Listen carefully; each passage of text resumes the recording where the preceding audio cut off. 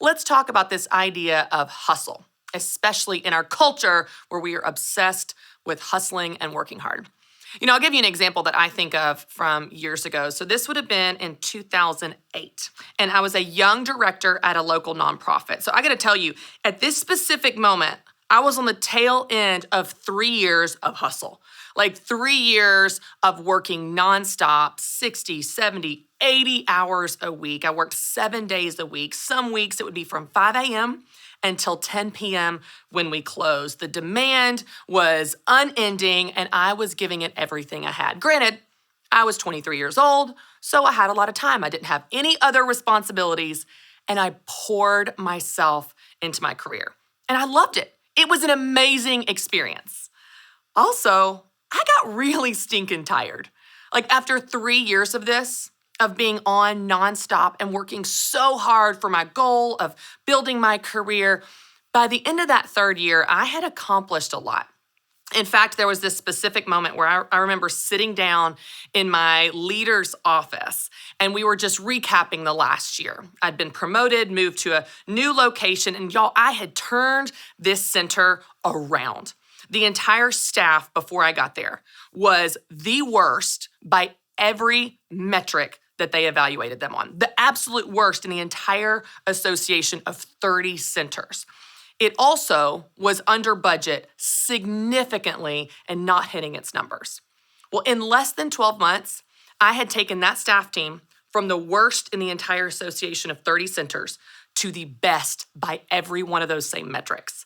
I also had increased our revenue by 50% overall in the year the economy crashed. Like y'all, my goals were blown out of the water. I had this amazing report card of what I had accomplished in my year at this particular center. And so I walk into this office beaming with pride. Like I'm just ready for a pat on the back, an applause, a well done, Christy Wright. Well, it was Christy Brown at the time. And so I remember sitting there and I remember what my leader said to me. And he said, well, I know you did turn the staff team around significantly, and I know you have increased revenue by 50% in the year that the economy crashed, but I just got to tell you, you're really not here enough. Y'all, I was working 80 hours a week. He said, you're just not here enough, and we really need to do something about it. And in that moment, I sat on the other side of the desk of this person that realistically was in a role I was working toward. That would be a potential promotion in the future to get his job as he moved up. And I saw a person that I never wanted to be. I thought, if this is what this looks like, if the next stage of my success in this organization is working even more hours and this not being good enough, I don't want to be you. Now, y'all, he was the nicest man. He's a good man. He's a man that loves God. But there was no end to the hustle. There was no good enough. There was no season of rest. And in that moment, in that chair that day, I mentally quit. Started searching for jobs. The job search that led me to where I am today. Thank the Lord for that. But it brings up this question of how much hustle is enough? How much is enough? Do you need to hustle and work hard for your goals? Of course you do. Nothing comes easy. There's no shortcut to anywhere worth going. You've got to hustle, put in the work, put in the hours. You've got to bust it to get to where you want to be and do what you want to do. Y'all know I'm so supportive of that. But how much is enough? When can you take your foot off the gas? When can you breathe? When can you rest? Take a vacation or just take a nap? How much hustle is enough? We live in this culture that is just obsessed with hustle. Hustle harder, work harder, go for it, go for your goals, go for your dreams, put in the hours, grind, go for the goals, be a goal getter, be a goal grinder, go, work for it, hustle harder, hustle harder, hustle harder. And that's true sometimes. But then you also hear other messages, don't you? You see them in your Instagram feed and it says, slow down, rest, recover, have some renewal of your mind, have some recreation in your life, slow down, have silence, be alone, stop hurrying, rest, slow down, slow down, slow down. And that's true. Sometimes. Ecclesiastes 3:1 says, there is a time for everything. In the Christy Wright translation, a time to hustle and a time to slow down. But how do you know which is which? How do you know when you should hustle and work harder and put in the effort even when you don't feel like it? And how do you know when you should slow down? Or maybe when slowing down becomes laziness? How do you know? Well, I want to give you 3 guidelines today. Y'all know I love to take concepts and make them practical and actionable in your life. These are 3 guidelines that are going to help you answer this question for yourself. When to hustle and when to slow down and what is right for you. So let's dig into these. Number 1, the first guideline is you need to know the demands of the season you're in. What are the demands you have on you? As in the realistic, practical limitations that you are facing day in and day out. You have them. You live them out every day, even if you haven't thought about it. But these demands in the season that you're in will determine if you need to hustle in this season a little more than you want to, or if you need to slow down, maybe even more than you want to. I'll give you an example of 2 extremes. Right now, as everyone is very well aware, because I talk about it all the time, I am in a season of little kids. Little kids are very physical, as in the demands I have on me to parent them are physical demands. Physically giving 3 kids a bath every single night, physically clicking them in their car seat every single day, physically getting their milk, cleaning up their plates, pulling on pull-ups or diapers. It's so physical. And it's exhausting, y'all. If you have little kids or you remember when your kids were little, it is physically exhausting, which means that is a practical demand in this season of life that I have on me. I don't have the option to come home from work at 5:30 and crash on the couch and say, Mary Grace, get your own dinner. Carter, give yourself a bath. Everybody put yourself to bed. That is hilarious. That would never happen. Complete pandemonium would erupt in my house. And I wouldn't rest and they wouldn't get dinner or clean or to bed. That's a very practical demand I have in this season. I have to hustle. I have to come downstairs after putting the kids to bed, after dinner and bath and book and teeth, and come downstairs and clean up the kitchen and make lunches for the next day when I don't feel like it. I've got to. It's a demand in this season.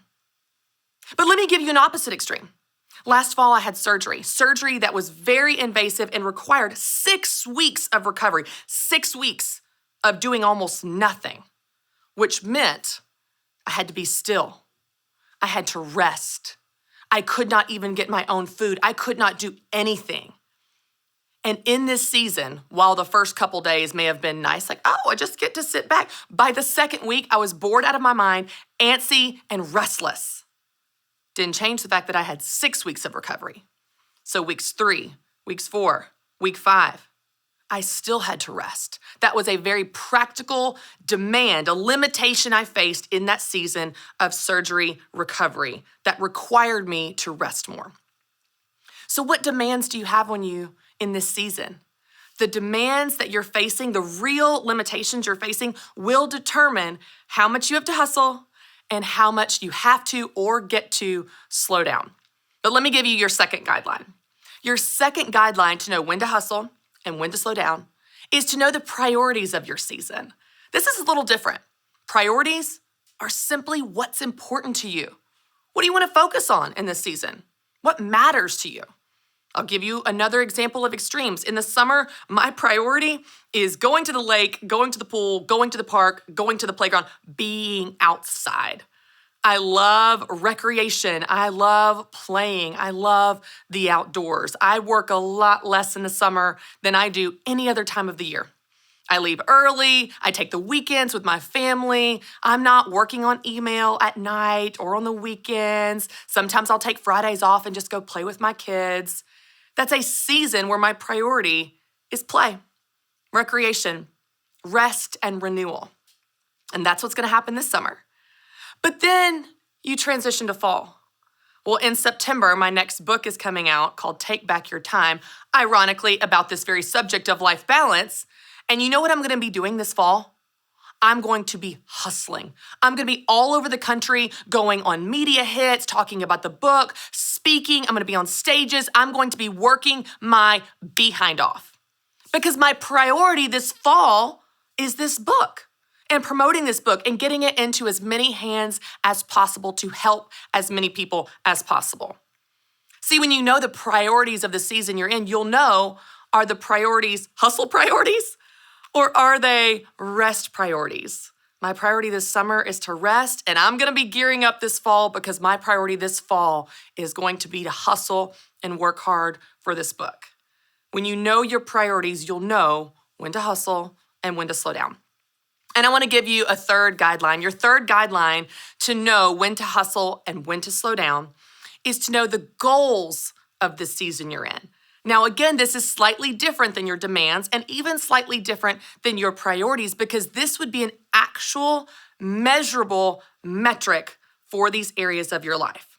So when you think of hustling, whether it is working hard, working out, working hard at your job, working hard at your business, working hard on your house, whatever that is, set a goal there. You know what that means? It means there is a number attached to it. There's an actual measurable metric of success. You hit it or you didn't. I want to work on my side business 20 hours this week.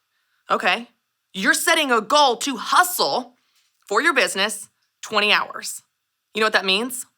When you hit 21 hours, you are allowed to take your foot off the gas because you set a goal and you hit that goal for how much you're gonna hustle. Maybe if you're a type A, hard driving go-getter, you need to set goals around rest as well.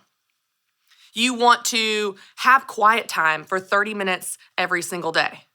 You set that goal, and then you know if you hit it or you didn't.